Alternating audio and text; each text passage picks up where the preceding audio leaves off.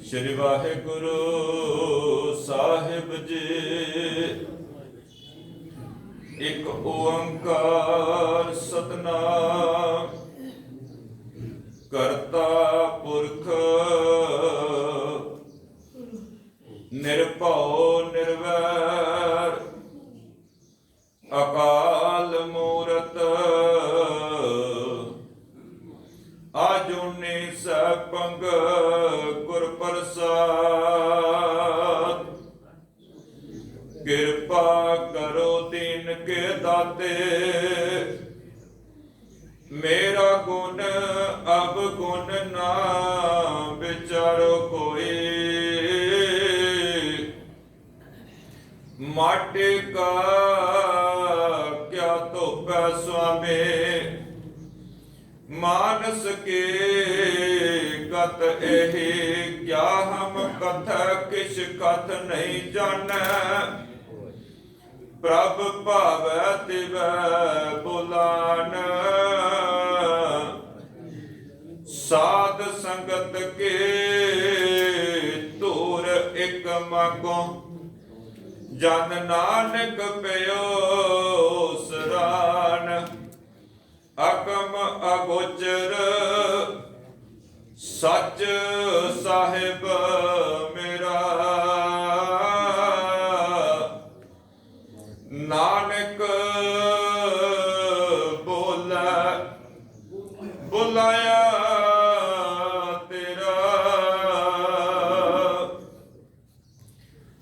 परम सत्कारयोग जबर तखत दे मालक को साहिब सतगुरु धन श्री गुरु ग्रंथ साहिब जी महाराज जी की पावन पवित्र गोद अंदर जुड़ बैठे मान सन्मान जो गुरु रूप साध संगत जी। जिस तरह के असी तुसी सारे ही भली भांत जानते हाँ कि जिथे अज सतगुरां दी अपार कृपा सदका चेत का महीना प्रारंभ होया, उत्थे नाल दे नाल गुरमत अनुसार मूल नानक शाही कैलेंडर अनुसार अज नवे साल की प्रारंभता भी हुई है। आप सारे ने अज मिल के अरदास करनी सच्चे पातशाह जिवें पिछला समा अपने चरणों नाल जोड़ के बड़े सुखा स्वासां नाल बतीत करवाया ही मालका, आने वाला समा भी इस तरह अपने चरणों नाल जोड़ के सुखा स्वासां दे नाल बतीत कराउणा। संक्रांत नूं आउण दा नवे साल नूं आउण दा केवल तां केवल ये मकसद है। आपां सारे अरदास करन वास्ते आए जिथे आप जी ने सत्कारयोग भाई साहब भाई बहादुर सिंह जी पासों बड़े प्यार ना रस पिना कीर्तन सरवण किया होगा। बड़ी मालक की कृपा इन्हां ते साध संगत आवाज विच बहुत रस है। 10 ग्रेटर क्लास भी कथा की हाजरी भरन काफ़ी बार गया और सचमुच एक प्रचारक तो पहला बहुत अच्छा कीर्तन होवे ना कोई बुलारा चंगा होवे तां कथा का एक बेस बज जाता है जी। बेस तैयार होवे फिर कथा जिन्नी मर्जी कर लो, जे बेस ही मजबूत ना होवे साध संगत नोट करियो ते उहदे ते मंजिल खड़ी करनी बहुत मुश्किल हो जाती। सो मैं भाई साहब होरां दा बहुत बहुत धन्यवाद करना जिन्हां ने बेस बना दिता ताकि आपां रल मिल के गुरु दीयां बातां कर सकीए। सो समा नहीं मैं ज़्यादा डिटेल च गल करां क्योंकि अज 12 माह की पावन बाणी की आरंभता साध संगत और आरंभता के वेले सतगुरां ने 2 शब्द साडी झोली च पाए ने। उन्हां दी विचार करन वास्ते बहुत लंबा समा चाहिए पर मजबूरियां साध संगत इस करके बेनती कर रहे हैं समा सीमित है। इन्हां 2 शब्दों के अज केवल तां केवल आपां दर्शन ही करने हैं। आप जी बख्शो असीस ताकि कुछ कहण दा हीला कर सकां जी। गुरु कलगीधर पातशाह जी की बख्शिश की हुई फतेह नाल सांझ पाओ ते आखो जे वाहिगुरू जी का खालसा वाहिगुरू जी की फतेह। साध संगत मैं इत्थों तक पाठ भी नहीं किया, वो भी समा बचा लिया क्योंकि संक्रांत वाले दिहाड़े ते पाठ आपां भाई साहब तो सरवण कर ही लिया होंदा है। संसार ते झात मार के देखो साध संगत, हर मनुख चाहता है कि मेरे जीवन च आनंद बन जाए। कोई ऐसा मनुख संसार ते नहीं मिलेगा जिहड़ा ये नहीं चाहता कि मेरे जीवन च सदैव काली सुख आ जाए। कोई नहीं चाहता कि मैं एक दिन सुखी होवां ते दूजे दिन दुखी होवां। ऐसा मनुख कौन चाहता है? हर मनुख की इच्छा है कि मेरे जीवन च सदैव काली आनंद बन जाए, सदैवी सुख की मैनू प्राप्ति हो जाए। पर बड़ी बदकिस्मती है ਭਗਤ ਕਬੀਰ ਸਾਹਿਬ ਕਹਿੰਦੇ ਇੱਕ ਦੁੱਖ ਵਾਲੀ ਗੱਲ ਇਹ ਹੈ ਕਿ ਮਨੁੱਖ ਮੰਗਦਾ ਸੁੱਖ ਹੈ, ਸੁੱਖ ਮਿਲਦੇ ਕੋਈ ਨਹੀਂ। ਦੁੱਖ ਮੰਗਦਾ ਨਹੀਂ, ਦੁੱਖ ਆਪੇ ਹੀ ਮਿਲ ਜਾਂਦੇ ਨੇ। ਕਬੀਰ ਸਾਹਿਬ ਕਹਿੰਦੇ ਇਹਦਾ ਕਾਰਨ ਪਤਾ ਕੀ ਹੈ? ਅਸਲ ਵਿੱਚ ਉਹਨਾਂ ਚੀਜ਼ਾਂ ਵਿੱਚੋਂ ਸੁੱਖ ਭਾਲਦਾ ਪਿਆ ਜਿਨ੍ਹਾਂ ਵਿੱਚੋਂ ਸੁੱਖ ਨਹੀਂ ਮਿਲਣਾ। ਉਹਨਾਂ ਵਿੱਚੋਂ ਸਰੀਰ ਦਾ ਆਰਾਮ ਮਿਲ ਸਕਦਾ, ਆਤਮਿਕ ਸੁੱਖ ਨਹੀਂ ਮਿਲ ਸਕਦਾ।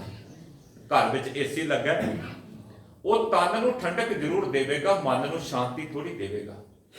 ਘਰ ਵਿੱਚ ਪੈਸੇ ਨੇ, ਉਹਨਾਂ ਨਾਲ ਆਪਾਂ ਬਹੁਤ ਸਾਰੀਆਂ ਸਹੂਲਤਾਂ ਇਕੱਠੀਆਂ ਕਰ ਲਵਾਂਗੇ, ਮਨ ਦਾ ਸੁੱਖ ਕਿੱਥੋਂ ਲਿਆਵਾਂਗੇ?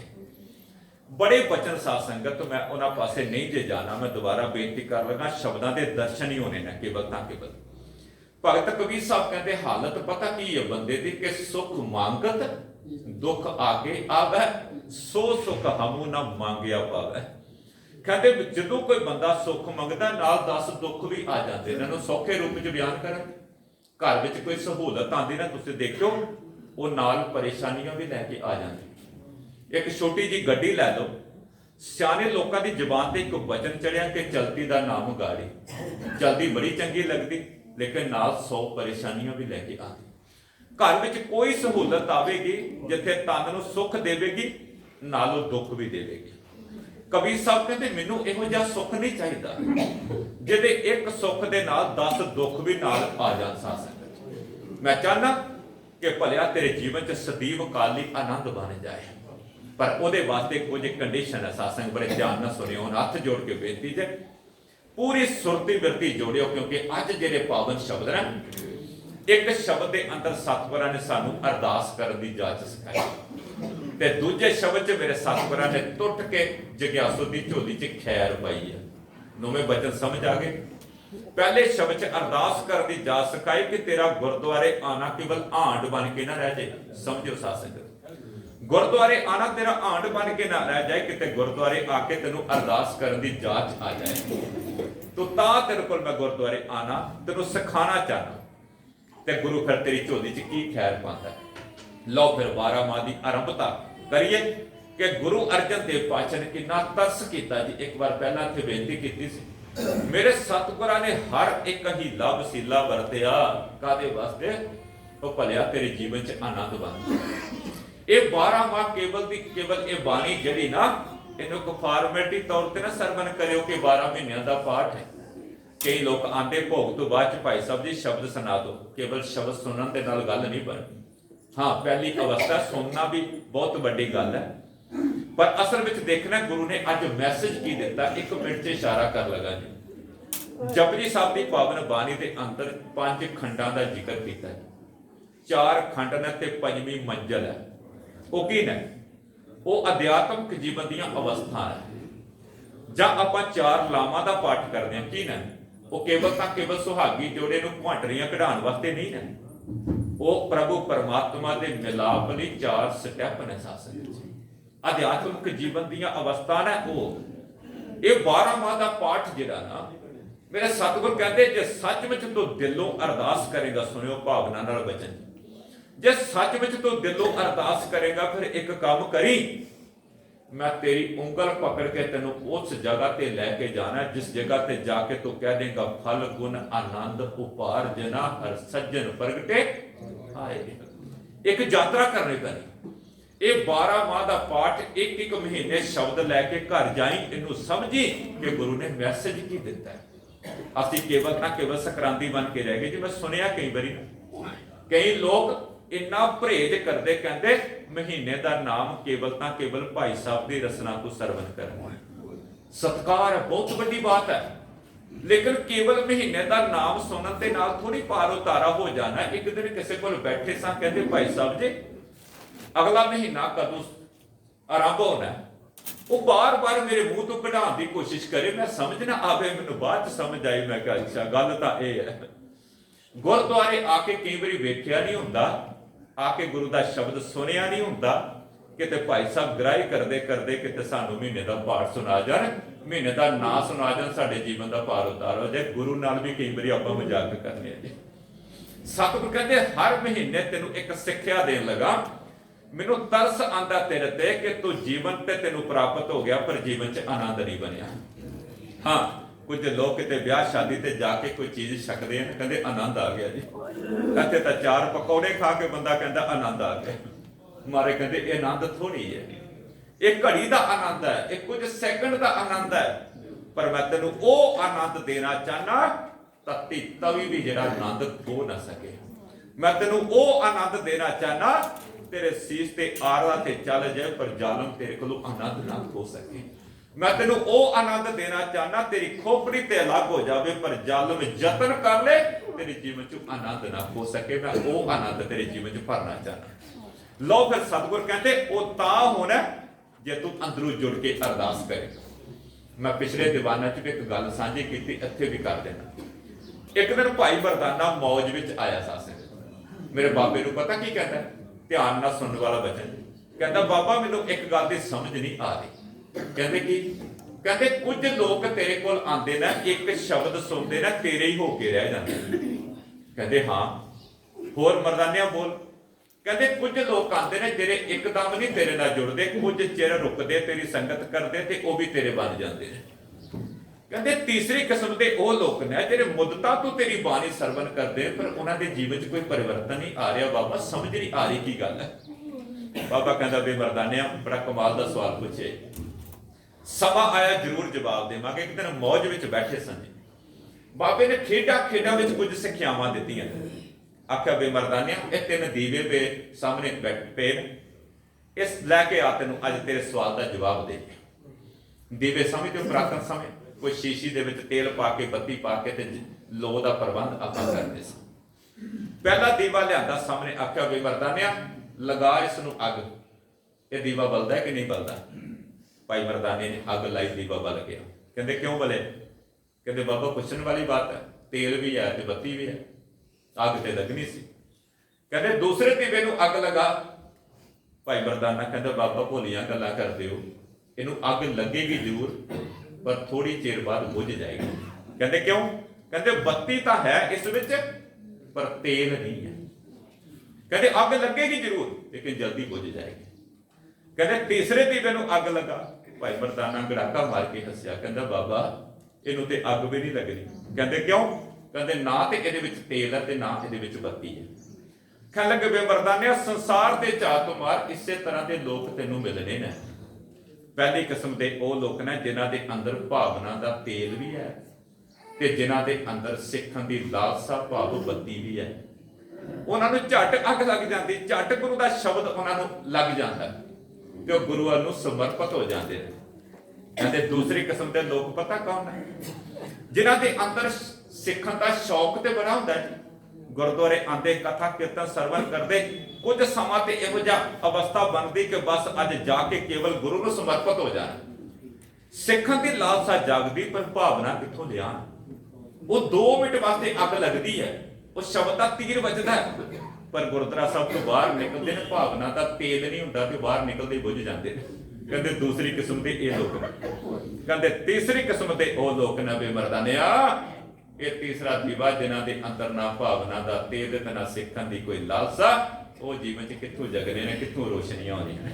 ते मैनूं इत्थे बाबा फरीद जी दा सलोक चेते आ जांदा। एडे वड्डे भगत ने हत्थ खड़े कर दिते। असीं कई बार निराश हो जाने, फलाना बंदा समझदा ही नहीं है, मैं कह के थक गया, समझदा ही नहीं। वो बाबा फरीद जी ने हत्थ खड़े कर दिते। कहते मैं सारी उम्र कूकदियां हो गया, चंगियां गल्लां करदियां हो गया, पर जेडे शैतान बन गए ना कित्थों समझण वाले। बाबा फरीद जी ने हत्थ खड़े कीते। फरीदा कूकेंदियां चंगेंदियां मती देंदियां नित, जो शैतान बजाए ते से कित फेरे जित। आखो सतनाम। कित्थों बदल सकते हैं? बाबे ने सरेंडर कर दिया, आखिर नहीं वो बदल सकते। इस करके निराश नहीं होना। सतगुर कहते गुरु को आना अरदास करता जा, ये 2 चीजां पैदा हो जाए तेरे अंदर, अंदर भावना भी आ जाए ते सिखण का शौक भी आ जाए, तेरे जीवन च निखार आ जाएगा। मेरे सतगुर कहते पहली गल तेनों गुरु को आके एक गल प्रवान करने पैनी, तां तेरे जीवन च आनंद बनना कि मैं साईं नालों टुट गया। ते जिहड़े लोग साईं नालों टुट जाते हैं उन्हां दे जीवन च कदे आनंद नहीं बनता।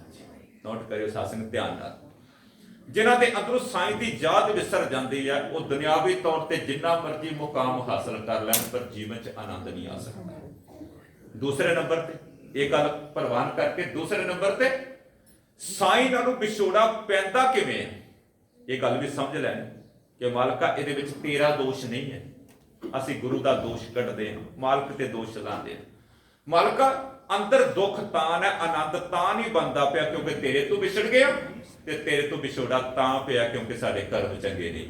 आखो सतनाम श्री सतगुरां ने 12 माह की आरंभता इत्थों कीती है, कुछ क समां लाना पिया बेस वज जाएगा। अज धन गुरु अर्जन देव पातशाह कहते 12 माह माझ महला पंजवां घर चौथा एक ओंकार सतगुर प्रसाद, क्योंकि 12 माह की पावन बाणी की आरंभता एक एक अखर का पाठ करना लाजमी बन जाता। मार कहते आ फिर गुरुकुल केवल तां केवल आंड करके ना जाई, परिक्रमा करके ना जाई, केवल तां केवल।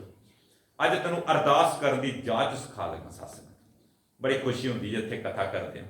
भाई साहब आए ने तुहानूं कीर्तन करने भी इत्थे आनंद, लंबा समा हो गया 5-6 साल तो इत्थे लड़ीवार कथा करना पिया संक्रांत वाले तिहार, बहुत प्यार नाल तुसीं गुरु दीआं बातां सरवण करदे हो। गुरु कृपा करे किते साडा आना सफल हो जाए। मार कहते इस तरीके नाल अरदास करके एक एक पंक्ति अज नाल बोलियो सत्संग, कोई रसना बांझी ना रहे, कोशिश करियो सत्संग। मैं तर्ज भी सौखी जी लाना ताकि तुसीं नाल रल के बोल सको, अंदरों जुड़ के एक बार अज तरला लियो। अज गुरु तरस दे घर विच किते आ जाए, इस तरीके नाल अरदास करियो। मारे कहते अरदास कर किरत करम के बिछड़े, कर कृपा में लो राम। वाह आनंद आ गया सत्संग। इस तरह रल के बोली ना, बाणी नूं गाना है सत्संग, बाणी नूं बत्ते रुझे नहीं पढ़ना कि खत्म करना, बाणी नूं प्यार नाल। मार कहते पहली गल ये प्रवान कर गुरु कोल आके कि मालका मैं तेरे तो तां विछड़िया क्योंकि मेरे कीते हुए कर्म चंगे नहीं, अपने कीते हुए कर्मा करके तेरे तो विछड़ गया। किहो जे कर्म? पिछले दिनों च भगत रविदास जी का जीवन साझा किया, बाणी दी विचार कीते, पर अज एक शब्द होर तुहाडे सन्मुख रख दे। वो परमात्मा नाल एक मिक होई रूह भगत रविदास जी। लेकिन अरदास किवें करदी है? तुहाडी जुबान ते शब्द होवेगा जिहड़े बाणी पढ़न वाले ने। कहते लोग सोचां विच डुबे रहंदे ने, लोकां नूं 100 तरह दी चिंतावां ने घेरिया। एक सज्जन मैनूं परसों मिलिया, कहंदा भाई साहब जी मेरा बीपी नहीं सैट हो रहा, मेरा बीपी बड़ा हाई रहिंदा। मैं कहा एक इलाज दसां? कहंदा दसो। मैं कहा दिमाग नूं खाली करो। आखो सतनाम श्री वाहिगुरू। दिमाग खाली नहीं है, कुछ ना कुछ अंदर चलदा पिया, बिना मतलब दियां बातां अंदर चलदियां पियां। बीपी ते हाई होना सत्संग किते समा सी सत्संगत, यकीन जानो ये प्रॉब्लम किते किसी दे लागे भी नहीं सी आंदी। अज एक कुछ एक बीमारियां असीं आप सहेड़ियां, आप सहेड़ियां सत्संग, बिना वजह टेंशन बिना वजह परेशानियां ने सानू घेरिया पिया। भगत रविदास जी कहते लोकां दीयां परेशानियां देख के मैनू भी एक परेशानी ने घेरिया। सुनियो किते भगत रविदास जी, मैं भी एक सोच विच डुबा। भगत जी दसो ना तुसीं किहड़ी सोच विच डुबे हो? कहते मेरी संगत पोच सोच दिन राती, आखो सतनाम श्री वाहिगुरू। मैं इस सोच विच डुबा कि मालका मेरी संगत चंगी नहीं है। ये कबूल करना छोटी बात है जी। इत्थे गुरु कोल आके ते हर बंदा गुरुमुख कहता मैं गुरुमुख हाँ। इस तरीके नाल अंदरों अरदास करने सचमुच मर्दां दा काम है सत्संग, ये मर्दां दा काम है जी। अपने औगन प्रवान कर लेना। रब नाल एकमिक होई रूह की कह रही है, कहने लगे मालका मेरे नहीं कर्म चंगे, मेरा बैठना उठना नहीं चंगा, मेरी संगत पोच सोच दिन राती, दिन रात मैंने सोच लगी है कि मेरा बैठना उठना ते चंगे लोकां नाल नहीं है, मेरा की बनेगा, मेरा तेरे नाल मिलाप होवेगा कि नहीं होवेगा। सुनियो वचन पूरा, फिर शब्द अखरी अर्थ कर लेंगे। मार कहंदे मेरी संगत पोच सोच दिन राती, मेरा कर्म कुटिलता जन्म कुंबाती। मेरे कर्म ते बड़े पुठे ने, मेरे कर्म ते चंगे नहीं, ते नाल दी नाल मेरी जात भी नीवी है। हाँ पिछले दिनों च एक गल आखी सारियां स्टेजां च, भगत रविदास ने हर शब्द की समाप्ति ते ज्यादातर कहो रविदास चमार शब्द वरते। कारण की? कहते दुनिया के लोगों मैं अपनी जात को छुपाना नहीं चाहता। कारण कहते मायने ये नहीं रखता कि कोई किस जात के अंदर जन्म किसी का होया है। मायने तो यह रखता जन्म लैके तू कीता की है, मायने ये थोड़ी रखता किस जात किस बरादरी के अंदर तू जन्म लिया। मायने तो यह रखता तू कीता की है जन्म लैके। सासन गौर न सुनते जन्म मेरा कर्म कुंडलता जन्म कुंवाती राम खुसैया जी के जीवना मोए ना विसारो मैं जन्म दिया। मालका करी कृपा, मेरे कर्म ते चंगे नहीं है पर तू तरस करी मैनू विसारी ना। तू ना भुलाई मैं बेशक भुल जावा पर तू मेरा हाथ ना छड्डी। अगला वचन सुनियो जी, मेरी हारो विपत जन करो सुभाई। बड़ी बार शब्द पढ़िया होगा किते अर्थ वेखी। मालका मेरा एक परेशानी का समा कट, ये विपता को कट। कि विपता कि मैं कोई चंगे कर्म नहीं करता पाया।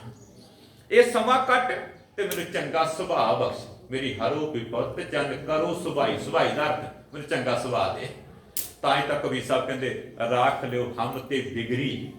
ये मालका मैनू रख लै, मेरे तो इहो जिहा बिगाड़ हो गया कि मैं चंगे कर्म नहीं करता पाया। यकीन जाने वो भगत रविदास जी किहो जी रूह होगी, मैं कहना किहो जिहा अंदर होगा। एक मिल एक होया रब नाल, फिर भी अंदरों की कहता भगत मेरी हरो विपत जन करो सुबाई पर चरण ना छाडो शरीर घल जाई। शब्द नूं कंठ करन दा भी साध संगत एक नशा होना चाहिए। बाणी कंठ करन दा तुसीं देखो साडे कोल बड़ा समा हुंदा है, कहंदे जी साडे कोल समा नहीं है, पर WhatsApp फेसबुक ने साडे समय सारे खा के रख दिते। साथ उन्हां जोगा साडे कोल समा है, कोई 5-7 मिनट मैं कहना शब्द का अभ्यास करो, शब्द कंठ हो जाता है। कोशिश तां करिए। भगत रविदास जी कहते मेरी हरो विपत जन करो सुभाई चरण छाडो सिर कल जाए। कहो रविदास परो तेरी सांभा बेग मिलो जन करना बिलापा। बिलापा का अर्थ की है देरी ना कर। मालका मैनू अपने चरणों नाल जोड़ लै, मैं ते अपने कर्मा करके टुट गया तेरे तो, पर तू ते तरस दा घर है ना, तू ते कृपा दा घर है, तू मैनू मिला दे। समा अपनी चाले दौड़दा जांदा मजबूरी सासन। धन गुरु अर्जन देव पातशाह कहते इस तरीके नाल अरदास कर, एक बार सरंडर होके अरदास करके मालका मैं अपने कीते हुए कर्मा करके तेरे तो विछड़ गया, पर वड्डी गल यह है हुण कर्मा करके मिलाप नहीं होना, मिलाप तेरी कृपा नाल होना। नाल ना बोलते जाओ। मारे कहते किरत कर्म के बिछड़े कर कृपा मिलो चार कुंड दिस भ्रमे थक आए प्रभु की। ये मालका मैं चारे कोने दसे दिशावां घूम के वेख लिया जी, मैं भटक भटक के देख लिया सुखां दी खातर। सुख के हेत बहुत दुख पावत सेव करत जन जन की। मैं जगह जगह ते जाके देखा, द्वारे द्वारे जाके देखा, किहदी सेवा करके नहीं देखा। पर मालका दुख की गल यह है सुख तां भी नहीं मिलिया। उन थक के टुट के हार के तेरे कोल आ गया। बस उदू प्रवान होता जे गुरु कोल आना, जो सारे पासे तो बंदा हार के गुरु कोल आ जाए। कितना प्यारा वचन वरत्या जी।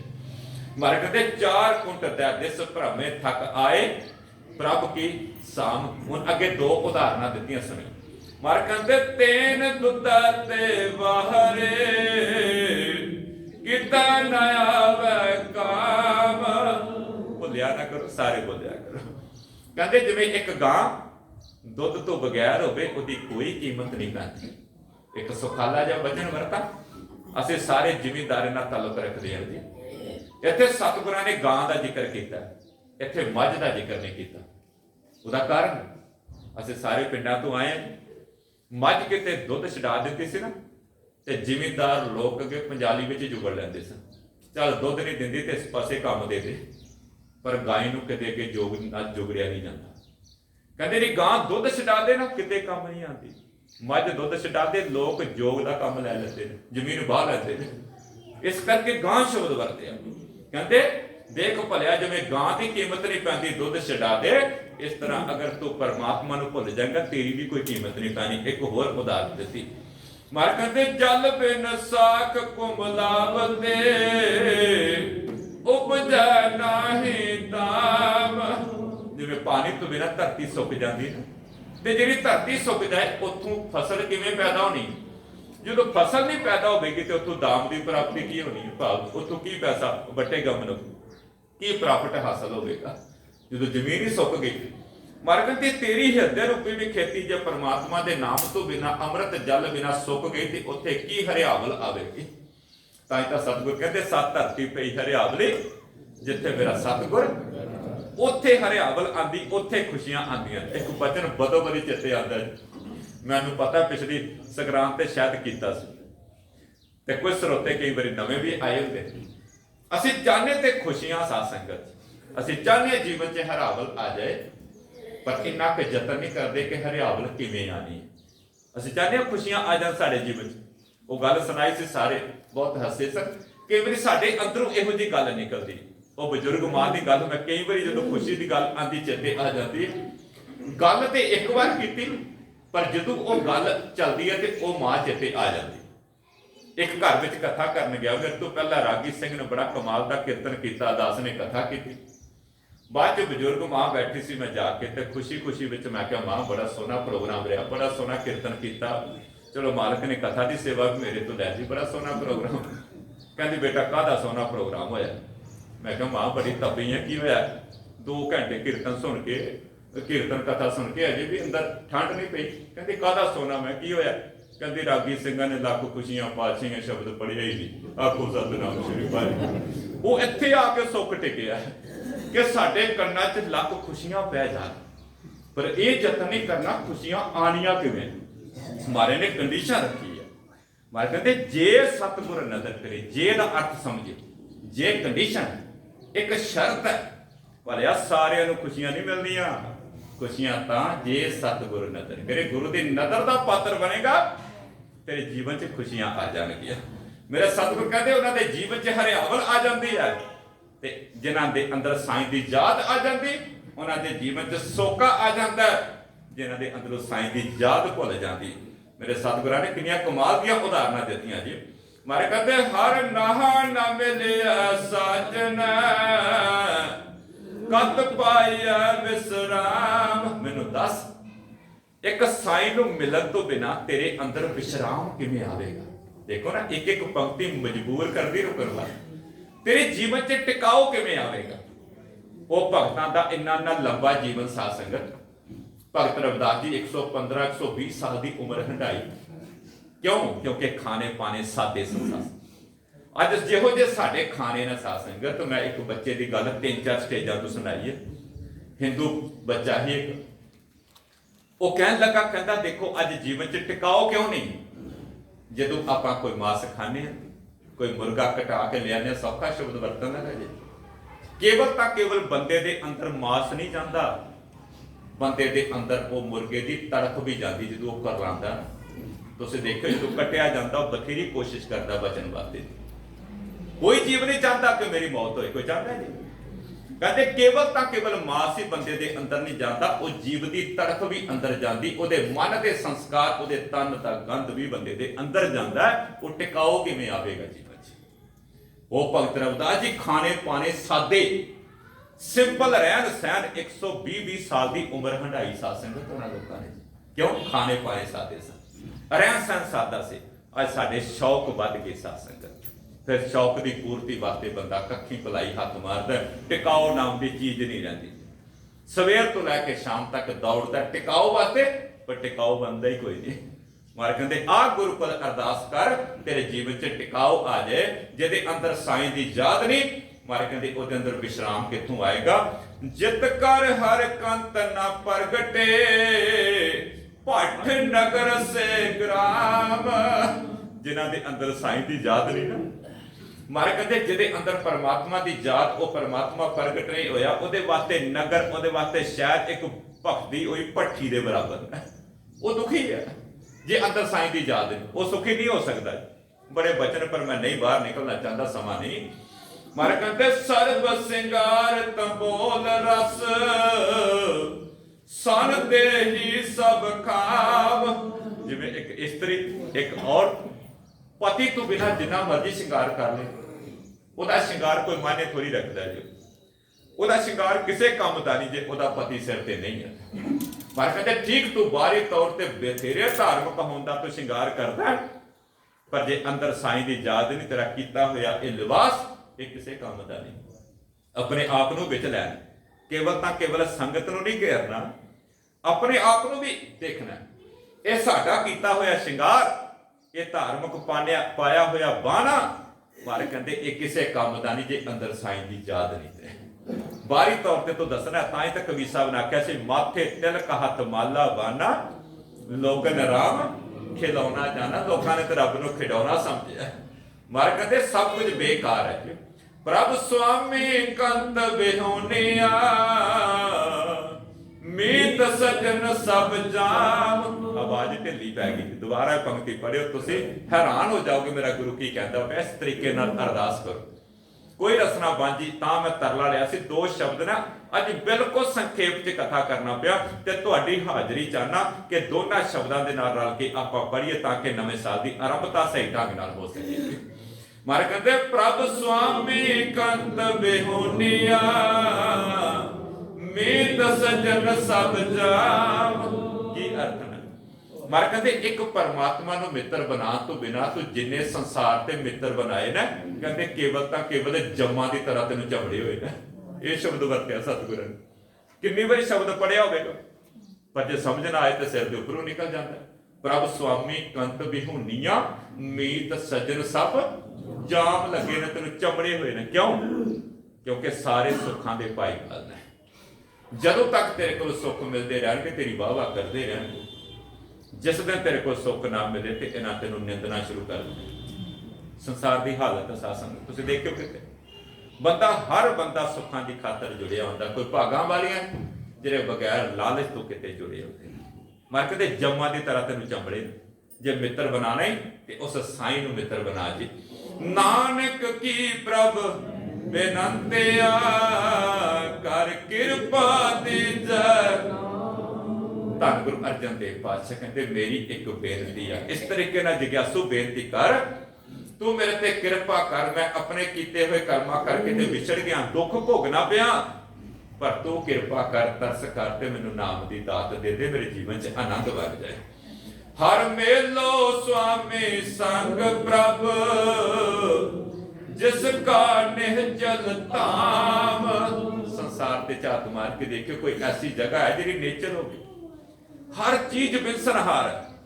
ਮਾਲਕਾ ਤੂੰ ਆਪਣੇ ਚਰਨਾਂ ਨਾਲ ਜੋੜ ਕੇ ਰੱਖੀ, ਕਿਉਂਕਿ ਤੇਰਾ ਥਾਂ ਨੇਚਲ ਹੈ, ਤੇਰਾ ਥਾਂ ਡੋਲਣ ਵਾਲਾ ਨਹੀਂ, ਤੇਰਾ ਥਾਂ ਨਾਸ ਹੋਣ ਵਾਲਾ ਨਹੀਂ। ਆਪਣੇ ਚਰਨਾਂ ਨਾਲ ਜੋੜ ਕੇ ਰੱਖੀ। ਲਓ ਗੁਰੂ ਅਰਜਨ ਦੇਵ ਪਾਤਸ਼ਾਹ ਕਹਿੰਦੇ ਅਗਰ ਤੂੰ ਇਸ ਅਵਸਥਾ ਨੂੰ ਪਾਲੇਗਾ, ਸੁਣੇ ਇਸ ਤਰੀਕੇ ਨਾਲ ਸ਼ਬਦ ਨੂੰ ਸਮਝਣਾ, ਅਗਰ ਤੂੰ ਇਸ ਤਰੀਕੇ ਨਾਲ ਅਰਦਾਸ ਕਰੇਗਾ ਕਿ ਆਪਣੀ ਕਮਜ਼ੋਰੀਆਂ ਨੂੰ ਪ੍ਰਵਾਨ ਕਰਕੇ ਕਿ ਮਾਲਕਾ ਮੈਂ ਆਪਣੇ ਕੀਤੇ ਹੋਏ ਕਰਮਾਂ ਕਰਕੇ ਵਿਸਰ ਗਿਆ, ਮੈਨੂੰ ਸਮਝ ਆ ਗਈ ਤੇਰੇ ਨਾਮ ਤੋਂ ਬਿਨਾਂ ਕੌਡੀ ਵੀ ਕੀਮਤ ਨਹੀਂ ਬੰਦੇ ਦੀ ਪੈਂਦੀ। ਲਾ ਫਿਰ ਤੈਨੂੰ ਤਰੀਕਾ ਦੱਸਾਂ ਲੱਗਾ। ਚੇਤ ਦਾ ਮਹੀਨਾ ਆਰੰਭ ਹੋਇਆ, ਇਸ ਮਹੀਨੇ ਦਾ ਨਾਮ ਹੀ ਚੇਤ ਰੱਖਿਆ।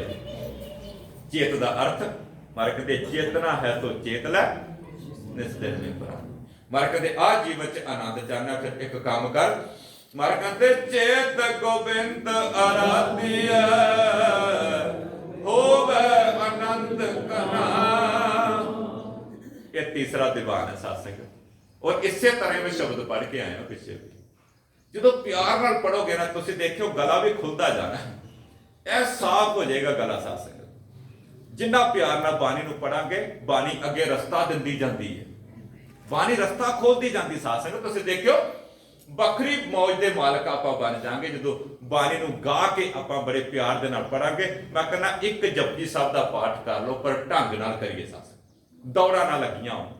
ਹਰ ਕੰਮ 'ਚ ਦੌੜ ਹੈ, ਪਾਠ 'ਚ ਵੀ ਦੌੜ ਲੱਗੀ ਸਾਡੀ ਹੈ, ਟਿਕਾ ਵਿੱਚ ਆ ਕੇ ਕਰੀਏ। ਮਾਰ ਕਹਿੰਦੇ ਚੇਤ ਦਾ ਮਹੀਨਾ ਚੜ੍ਹੇ ਸਜਣਾ, ਮੈਂ ਚਾਹਨਾ ਤੇਰੇ ਜੀਵਨ 'ਚ ਆਨੰਦ ਬਣ ਜਾਏ। ਬੜਾ ਕੀਮਤੀ ਜੀਵਨ ਗੁਰੂ ਅਰਜਨ ਦੇਵ ਪਾਤਸ਼ਾਹ ਕਹਿੰਦੇ ਬੜਾ ਔਖਾ ਜੀਵਨ ਤੈਨੂੰ ਮਿਲਿਆ, ਬੜਾ ਲੰਬਾ ਪੈਂਡਾ ਤੈਅ ਕਰਨ ਤੋਂ ਬਾਅਦ ਤੈਨੂੰ ਜੀਵਨ ਮਿਲਿਆ। ਮੈਂ ਚਾਹਨਾ ਤੇਰੇ ਜੀਵਨ 'ਚ ਆਨੰਦ ਬਣ ਜਾਏ। ਪਰ ਆਨੰਦ ਬਣੇਗਾ ਕਿਵੇਂ? ਜੇ ਤੂੰ ਸੱਚਮੁੱਚ ਮੇਰੇ ਨਾਲ ਤੁਰਦਾ ਜਾਏਗਾ, ਹਰ ਮਹੀਨੇ ਇਹ ਸਿੱਖਿਆ ਲੈ ਕੇ ਜਾਏਗਾ, ਸਮਝੇਗਾ ਗੁਰੂ ਆਖਦਾ ਕੀ ਹੈ, ਫਿਰ ਤੈਨੂੰ ਉਹ ਮੁਕਾਮ ਹਾਸਲ ਹੋਣਾ। ਇੱਕ ਦਿਨ ਸਮਾਂ ਆਣਾ। ਅੱਜ ਤੇ ਸਤਿਗੁਰਾਂ ਨੇ ਸ਼ਬਦ ਵਰਤਿਆ ਕਿ ਹੋ ਗਿਆ ਆਨੰਦ ਘਣਾ, ਅਜੇ ਆਨੰਦ ਹੋਇਆ ਨਹੀਂ।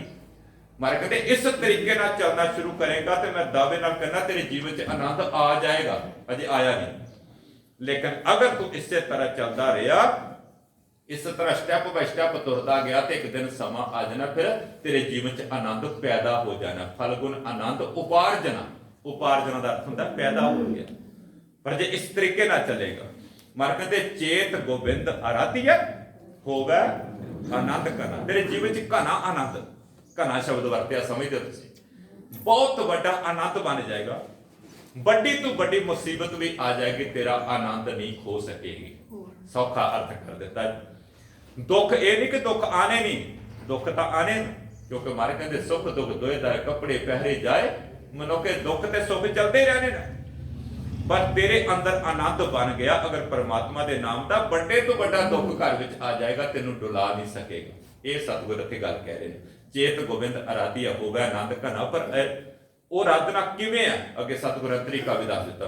मारे कहते संत जना मिल पाइया रसना नाम बना, इस संगत विच आया कर, रब दे प्यारिਆਂ कोल बैठ के ते रसना नाल उस परमात्मा दे गुण गाया कर, दावे नाल कहना तेरे जीवन च आनंद आ जाएगा। सिख रोज अरदास करदा जे, पर अरदास ते कोई पूरा घट ही उतरदा जी। अरदास ते पता की कहंदा, कहंदा मालका सही प्यारे मेल जिन्ना मिलिया तेरा नाम चिते आवे। मालका इहो जे प्यारिਆਂ नाल मिलाप करा दे जदे मिलाप नाल तू चेते आवे। बड़ा शब्द प्यारा एक पढ़दे, आवे साहिब चित तेरियां भगतां डिठियां। तुसीं देखो कईयां दा चेहरा देख के रब चेते आ जांदा। साडे पिंडां 'च शब्द वरतदे सन, किते सारा दिन परेशानी रहनी ना ते कहंदे सन सवेरे पता नहीं कौन मत्थे लगा सी अज, तां अरदास करदी जा सिखाई, कोई ऐसा जीव मत्थे लाई जदे मत्थे लगन दे नाल रब्बा तू चेते आ जाए। आंदा चित जी। मैं बड़ियां सौखियां उदाहरणां दिंदा। तुसीं देखो जे धार्मिक बाना पाया हुण साडियां बच्चियां बैठियां, भैणां बैठियां, बच्चियां भैणां मातावां किसी धार्मिक लिबास पाए हुए गुरसिख वीर नूं लंघदियां वेखण, जे नंगा सिर होए ते एकदम दुपट्टा लै लैंदी। इह की है? आवा साहिब चित होंदा। एक प्रभाव होंदा साध संगत जी कि गुरमुख प्यारा आया, कोई भी सज्जन होगा सिर नंगा होगा एकदम ढक लेगा, क्योंकि एक प्रभाव होंदा वखरा। उस मौके बंदा सोचण ते मजबूर होंदा, देख ये लोग बाहर के लिबास की इन्नी कदर करते, मना जे तू सचमुच अंदरों जुड़ गया तो तेरी कितनी कदर होगी। अंदरों पूछना चाहिए अपने आप को, अपनी कमजोरियां आप वेखनियां, भला फेर होना। मेरा धन गुरु अर्जन देव पातशाह कहते रब दे प्यारिਆਂ दी संगत कर, रसना नाल उहदे गुण गाया कर, तेनों मिलाप हासिल हो जाएगा, फिर आनंद की प्राप्ति हो जाएगी। मारे कहते जिन पाया प्रभ अपना आए तिसे गना, जिन्हां ने उस साई नूं पा लिया ना, मारे कहते असल विच उन्हां दा ही आना संसार ते प्रवान होया, बाकियां दा आना प्रवान थोड़ी होया। बाकियां दा आना पता की है, सुन्ने घर का पहुना ज्यों आया त्यों जाए। कई बार किसी के घर कैस्ट बन के जाने, अगे किलो सारा ताला लगा हो, बंदा निराश जा होकर मुंह बना के आ जाता, मसा समा कढ़ के गया सा ते अगे ताला देख के दुखी हो जाता। मर कहते तेरी हालत भी वैसी ना हो जाए। संसार ते आया ते कुछ करने वास्ते सा, फिर खाली तुर जावे, की फायदा संसार ते आन दा। उन्हां दे आन दा फायदा जिहड़े आके साईं दा मिलाप हासिल कर लैंदे ने। मर कहते उन्हां नूं समझ आ जाती है, एक खिन तिस बिन जीवना बिरथा जन्म जना, कि एक खिन भी परमात्मा तो बिना जिहड़ा जीवन है ना, वो जन्म बिरथा चला जाता है। नोट करो ना साथ संगत, कलयुग की है, यही तो गुरु अर्जन देव पातशाह ने गल आखी, एक घड़ी ना मिलते ता कलयुग होता। असीं तां सारा दिन भुले बैठे रहे। इत्थे मारे कहते एक खिन भी तो भुल जाए तो मेरा जीवन व्यर्था जाने वाली अवस्था बन जाती है। पर किस परमात्मा की गल करना पे गुरु अर्जन देव पातशाह कहते सुन, वो परमात्मा जिहड़ा जल थल महियल पूरिया रविया विच बना, वो परमात्मा जिहड़ा जल विच थल विच धरती ते अते हर एक वनस्पति के अंदर जंगलों विच हर जगह ते मौजूद है।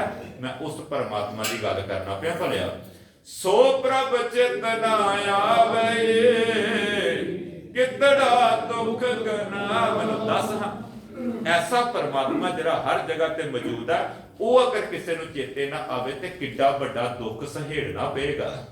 ਮਰ ਕਹਿੰਦੇ ਜਿਨੀ ਰਾਵਿਆ ਸੋ ਪ੍ਰਭੂ ਤਿਨਾ ਭਾਗ ਮਨਾ। ਜਿਨ੍ਹਾਂ ਨੇ ਉਸ ਸਾਈ ਨੂੰ ਰਾਵਿਆ, ਜਿਨ੍ਹਾਂ ਨੇ ਉਸ ਪਰਮਾਤਮਾ ਨੂੰ ਚੇਤੇ ਕੀਤਾ, ਉਹਨਾਂ ਦੇ ਭਾਗ ਮਨਾਮੋਈ ਬਣ ਗਏ। ਮਨ ਸ਼ਬਦ ਆਪਾਂ ਵਰਤਨੇ, 40 ਕਿਲੋ ਦਾ ਮਨ ਹੁੰਦਾ ਨਾ, ਉਹ ਸ਼ਬਦ ਵਰਤਿਆ। ਉਹਨਾਂ ਦੇ ਮਨਾਮੋਈ ਭਾਗ ਜਾਗੇ ਜਿਨ੍ਹਾਂ ਨੇ ਆਪਣੇ ਸਾਈ ਨੂੰ ਰਾਵਿਆ, ਚੇਤੇ ਕੀਤਾ, ਜਿਹਨੇ ਸਾਈ ਨੂੰ ਪਾ ਲਿਆ। ਮਰ ਕਹਿੰਦੇ ਫਿਰ ਅਰਦਾਸ ਕਰੀ, ਅਰਦਾਸ ਦਾ ਪੱਲਾ ਨਾ ਛੱਡੀ। ਹਰ ਦਰਸ਼ਨ ਕੋ ਮਨ ਲੋਚਦਾ, ਨਾਨਕ ਪਿਆਸ ਮਨਾ।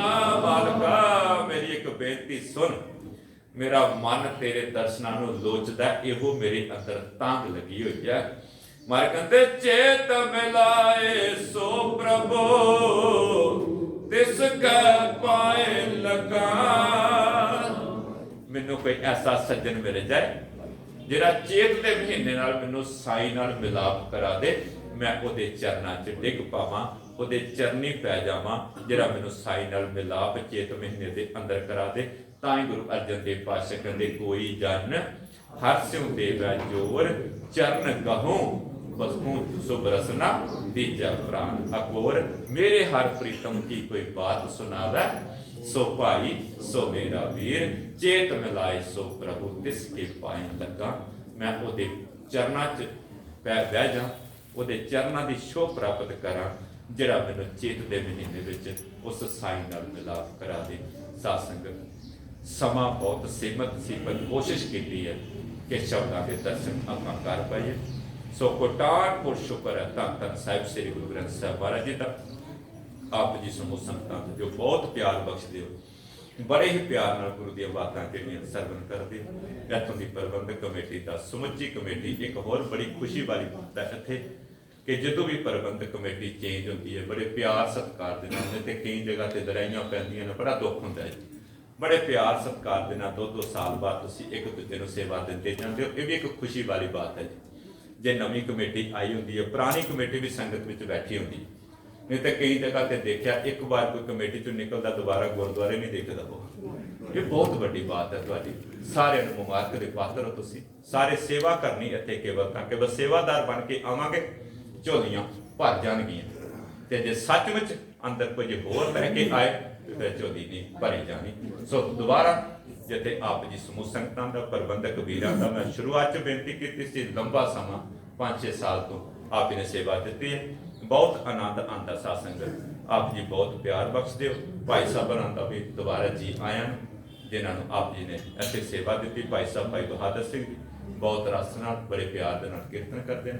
ਗੁਰੂ ਘਰ ਦੇ ਮੁੱਖ ਗ੍ਰੰਥੀ ਭਾਈ ਸਾਹਿਬਾਂ ਦਾ ਵੀ ਬਹੁਤ ਬਹੁਤ ਧੰਨਵਾਦ, ਕਿਉਂਕਿ ਸਾਰਿਆਂ ਦੇ ਸਹਿਯੋਗ ਨਾਲ ਇਹ ਸੇਵਾਵਾਂ ਚੱਲਦੀਆਂ ਨੇ। ਇਸ ਕਰਕੇ ਸਾਰਿਆਂ ਦਾ ਧੰਨਵਾਦ ਕਰਨਾ ਫਰਜ਼ ਬਣ ਜਾਂਦਾ ਹੈ। ਹੋਈਆਂ ਬੇਅੰਤ ਭੁੱਲਾਂ ਬਖਸ਼ ਲੈਣੀਆਂ, ਗੱਜ ਕੇ ਫਤਿਹ ਬੁਲਾ ਦਿਓ ਜੀ। ਵਾਹਿਗੁਰੂ ਜੀ